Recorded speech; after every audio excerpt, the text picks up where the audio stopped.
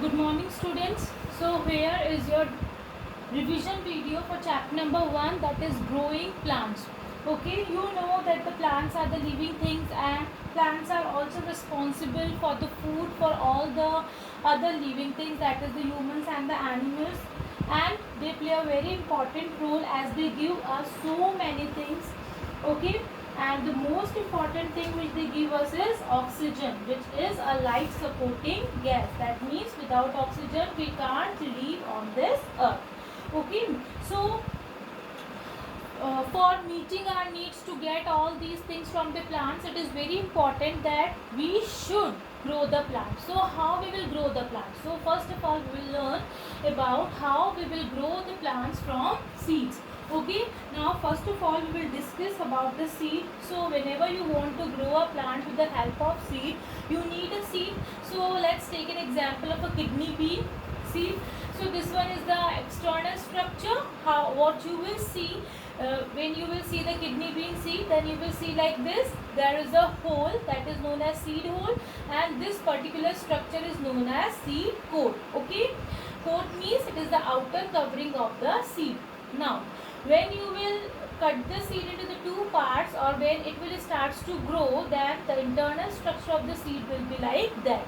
Okay, this cotyledon, this coat will divide it into the two parts, and that's why these type of seeds are known as dicot seeds. So we can say that the seeds are of two types, that is monocot and dicot. Okay, monocot seeds have only one cotyledon. See here, what I have marked these two as cotyledons. Okay, so when the seeds will have only one cotyledon, then that seeds are known as monocot seeds, and when the seeds are having two cotyledons, then they are known as dicot seeds. Another example of dicot seeds are like peas. If you have seen the peas, then you have observed that when you will press the seeds, it will divide it into two cotyledons. That's why the peas are come under dicots. Okay, and when you will see the wheat, then you will see that whether you will press it or not, it will remain as one. So that will be considered as the monocot seed. So when the seed will starts to grow, or when you will give the proper conditions to the seed, then a small structure will come out from the seed hole, from this part, and that structure is known as embryo. From this embryo only the complete plant will starts to grow. Okay, now as the plant will produce many seeds, but some seeds only will be able to grow and converted into the new plant. Some seeds get eaten up by the animals, by the humans, and some seeds are so big that they can't grow. Okay, they do not get the proper conditions, and the right conditions for a seed to grow is that right amount of air, water, and warmth. How the plant will get the warmth, how a seed will get the warmth? From the sunlight only. Okay, so after getting all the proper condition, a seed can convert it into a seedling, and this seedling is known as baby plant. Okay, now what is this process called when a seed converts into a baby plant? This process is known as germination. When a seed grows into a new plant means a baby plant. Okay, now during germination, when the seed will convert into the plant, till that time, how the plant get the food, how the seed get the food? The seed get its food from the cotyledons. Okay, from the cotyledons. These are the cotyledons, means the seed leaves. Okay, and once the plant starts to grow, once the seed starts to grow and the leaves starts to come out, then the plants get that the seed gets its food from the leaves, as the leaves starts the process of photosynthesis. Okay, now the plants can also get the water and minerals from the soil. Okay, so till that the plant gets its food from cotyledon. Now the seed dispersal, our next topic is seed dispersal. Seed dispersal means scattering of seeds from the mother plant. That means, you know, a plant has so many seeds, so that so many seeds should be grow properly. If they will get fallen down at one place only, then what will happen? All the will not be able to grow at one place.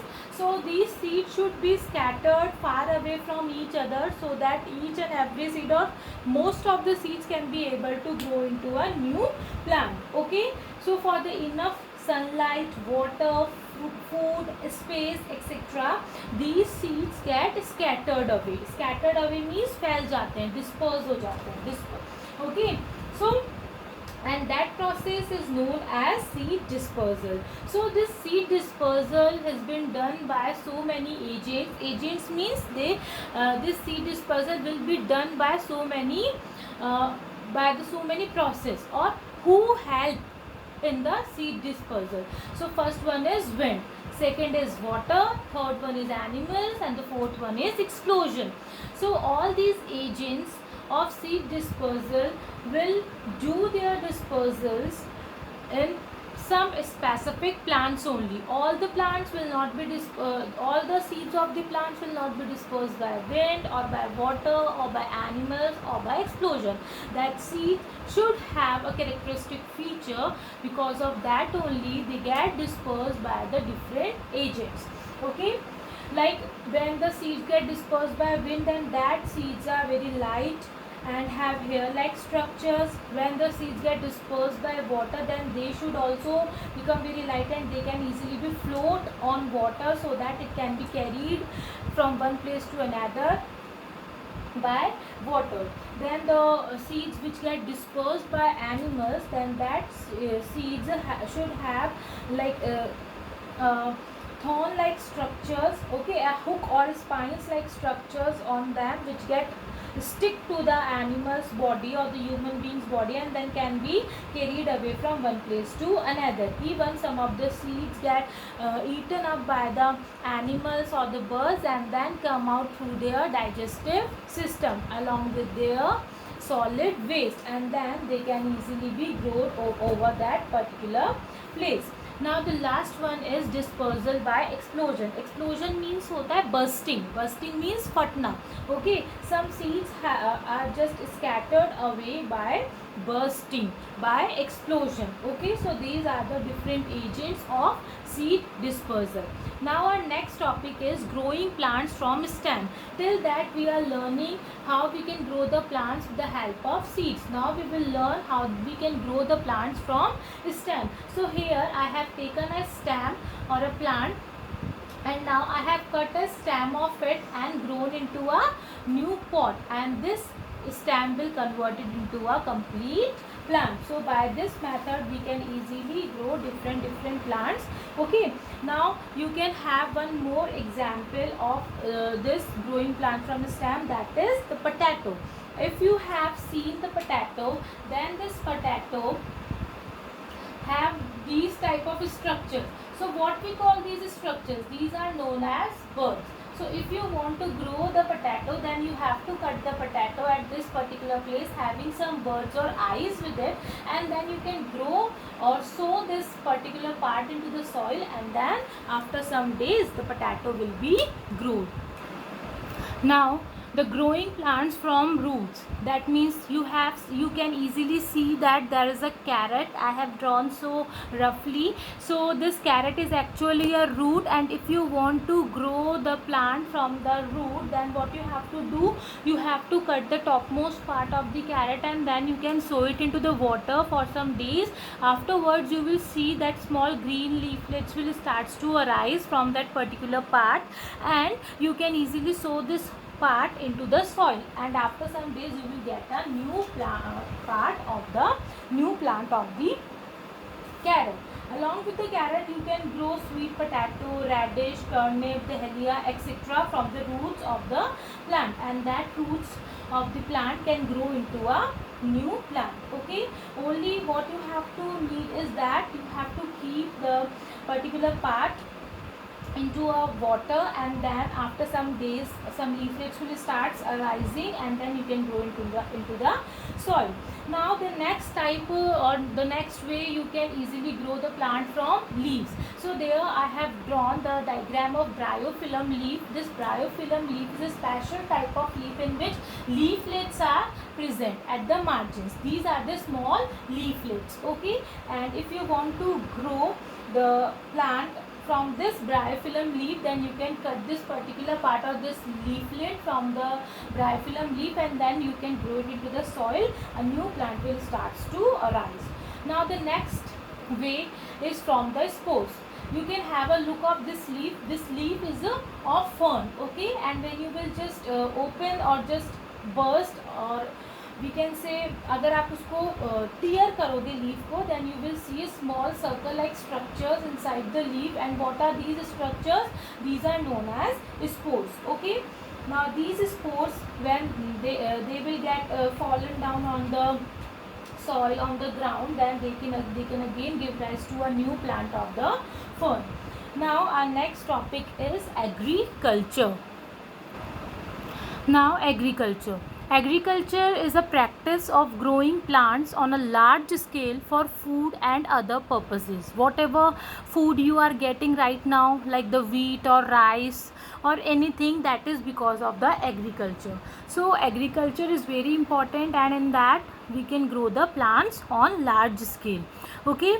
Now in the agriculture we are growing the plants, so that plants are of one kind at a time, and that plants at one kind which are grown on a large area, that are known as crops. And crops are of two types, that is the rabi crop and the kharif crop. Rabi crops are grown in winter and they get cutted or harvested in spring, whereas the kharif crop are grown in summers and harvested in monsoon, okay. Now there are some examples of rabi crop and kharif crop, okay. Kharif crop examples are like rice, maize, etc. And the rabi crops are like wheat, gram, and so many examples. Even in your activities also you have pasted the pictures of the rabi and the kharif crop. Now there are different plants are also grown, like you can see that the rice, there are different plants which can easily be grown on the different type of soil. They need some specific type of soil and the climate or the region. Like rice and jute, they grow well in the clay soil, okay. Clay soil are the type of soil which can hold a lot of amount of water, plenty of water, okay. Whereas the wheat, jowar and bajra, it can be grown in sandy soil. Cotton grows well in black soil, okay. Whereas the tea plants grows in the hills of Darjeeling and Assam. So there are different type of plant, and they can be grown at a specific places. Now the next topic is stages of agriculture. What are the stages of agriculture? So in the first stage, what is the first step in the agriculture? Plotting the field, okay. In this the soil become loose, okay. In this process the farmers lose the soil of the field, okay, so that the seeds can easily get breathe, or they get easily water and air. Next thing is they add manures and fertilizers to make the soil ready for growing the crops, for sowing the seeds. Now the third step is sowing of seed. In this the seeds are put, or we can say the farmers sow the seeds in the soil. After sowing the seeds, the crops get irrigated, means the farmers give the water to the crops. Once the crops will starts to grow, then to protect the crops from the pest or the insects, pesticides are sprayed on them, okay. These pesticides are the chemicals which keep away all the insects and the pests from the crops and help in protecting the crops. And the last step is harvesting of crop. Once the crop get fully developed and grown properly, then the crop get harvested by the farmer, and then these crops will get protected by certain methods. That means after harvesting, these crops will get protect them from the means they get stored properly in the bags or in particular houses, okay, in the containers, so that the pesticides and the insects will not attack on these crops and the crops will remain safe, okay. And for that a scarecrow is also like be put in the field, so that the pest or the insects thought about like there is some human being is standing over there, so because of that they do not come in the field, and the farmers can easily protect their crops. So as this we have done with our chapter 1.